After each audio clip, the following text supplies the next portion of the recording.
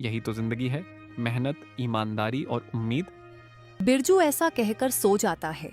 बिरजू को पहली बार अच्छी नींद आई।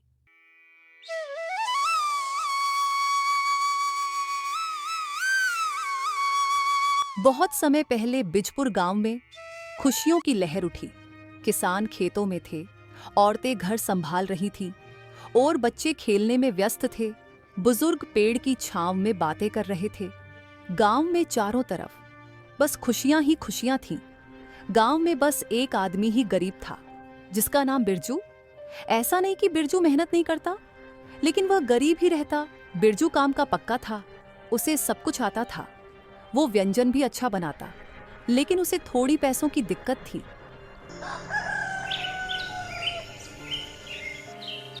हे भगवान, ये कैसी परीक्षा ले रहे हो आप? मेरी इतनी मेहनत करने के बाद भी मैं आज भी गरीब ही हूँ। मुझ पर थोड़ी तो दया कीजिए भगवान। क्या यही मेरी जिंदगी है? एक दिन राजेश बिरजू से कहता है, बिरजू भैया, तुम बहुत ही नाराज लग रहे हो। सब ठीक तो है ना? क्या बात हो गई है, मुझे बताओ। क्या यही मेरी जिंदगी है? कितना भी कोशिश कर लूं, कितना भी पसीना बहा लूं, फिर भी मैं गरीब का गरीब ही रह जाता हूं। लगता है भगवान की भी यही मर्जी है। तुम्हारे जैसा मेहनती इंसान अगर दुखी हो तो अच्छा नहीं लगता भाई। देखो, ऐसी कोई बात नहीं है जो हल ना हो सके। तुम मेहनती हो, बस तुम्हें एक सही राह की जरूरत है, और वो राह मैं तुम्हें दिखाऊंगा। राजेश भाई, अब आप ही कुछ रास्ता बताइए। मैं तो हार चुका हूं इस जिंदगी से, टूट चुका हूं अंदर से। आप ही मेरी मदद कर सकते हैं। बिरजू, तुम्हें बिरयानी बनानी आती है ना? तो अपने हुनर का फायदा उठाओ। गांव में एक बिरयानी का ठेला लगाओ।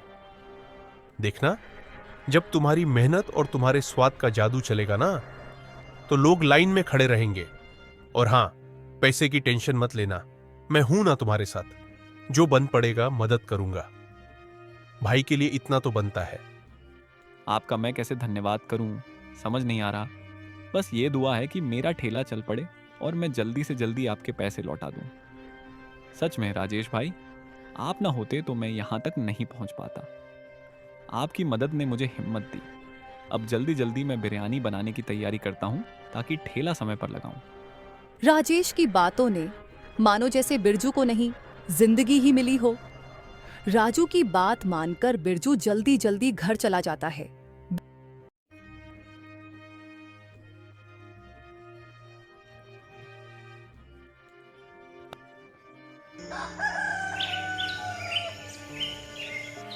अब जल्दी जल्दी मैं बिरयानी बनाने की तैयारी करता हूं, ताकि ठेला समय पर लगाऊं। बिरजू ऐसा कहकर बिरयानी की तैयारी में लगता है।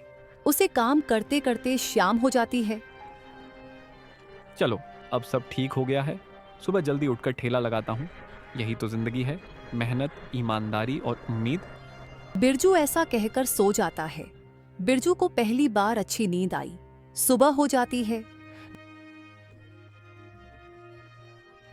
बिरजू ठेला लगाता है और उसके ठेले के पास भीड़ भी हो जाती है।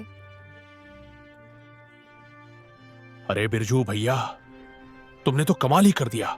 गांव में बिरयानी का ठेला लगाकर दिल ही जीत लिया। अब जरा जल्दी जल्दी हम दोनों को एक एक गर्मा गर्म प्लेट बिरयानी परोस दो। देखना तो है तुम्हारे हाथों की मेहनत का स्वाद कैसा है। हाँ जी चाचा, अभी लाता हूं आपके लिए प्लेट। बिरजू दोनों को एक एक प्लेट लगा देता है और दोनों ही बिरयानी बड़ी ही चाव से खाते हैं। अरे वाह बिरजू, मजा ही आ गया। एक एक चावल में मसालों का जादू है, और खुशबू ऐसी कि भूख अपने आप दोगुनी हो जाए। इतनी स्वादिष्ट बिरयानी तो हमने शहर में भी नहीं खाई भैया। सच में तुमने दिल जीत लिया। बस आप सब गांव वालों का प्यार बना रहें, यही सबसे बड़ी ताकत है मेरी। आप लोगों का साथ मिला है तो यकीन मानिए, इससे भी ज्यादा स्वादिष्ट बिरयानी बनाऊंगा दिल से। लोगों की भीड़ बढ़ती रही और बिरजू का धंधा बहुत ही अच्छा हो गया। शाम हो गई थी। बिरजू की सारी बिरयानी भी बिक गई। बिरजू ने घर जाकर चैन की सांस ली। चलो, आज तो बहुत ही बढ़िया धंधा हो गया है। अब लगता है जिंदगी संवर जाएगी। किसी ने सच ही कहा है, वक्त बदलते देर नहीं लगती। बिरजू हाथ मुंह धोकर सो जाता है। अगले दिन भी ठेले पर बहुत ही भीड़ थी। अब तो ये रोज का हो गया। बिरजू धीरे धीरे करके गांव में फेमस हो गया। एक दिन बिरजू के ठेले के पास राजेश आता है। अरे बिरजू, क्या बात है भाई? आज तो बड़े खुश लग रहे हो। चेहरे पर चमक साफ दिख रही है। लगता है धंधा बढ़िया चल रहा है ना? मैंने कहा था ना, मेहनत कभी बेकार नहीं जाती। ये जो आज तुम्हारी ठेली पर भीड़ लग रही है, ये सब तुम्हारी लगन का नतीजा है। राजेश भाई, आप अचानक कहाँ गायब हो गए? आपकी कृपा है जो मैं यहाँ तक पहुँचा हूँ। आपके बिना सब अधूरा सा लगता है। बिरजू ने उसका धन्यवाद किया, उसको बिरयानी दी। बिरयानी खाकर राजेश बोला, और बिरजू भाई, सच कहूं तो तुम्हारे हाथों में तो जादू है यार। जितनी भी बिरयानी खाई है आज तक, वैसी खुशबू, वैसा स्वाद कहीं नहीं मिला। तुमने सच में दिल जीत लिया भाई। राजेश ऐसा कहता है। राजेश की मदद से बिरजू धनवान बन गया। उसने बहुत ही बड़ा घर खरीदा। उसके सारे सपने पूरे हो गए। लेकिन बिरजू कभी नहीं भूला कि राजेश ने उसकी मदद की। उसका बिरयानी वाला धंधा चलता ही रहा और लोग आते रहे। यही होती है मानवता, जो दूसरों की मदद करे, सहयोग में ही सफलता है।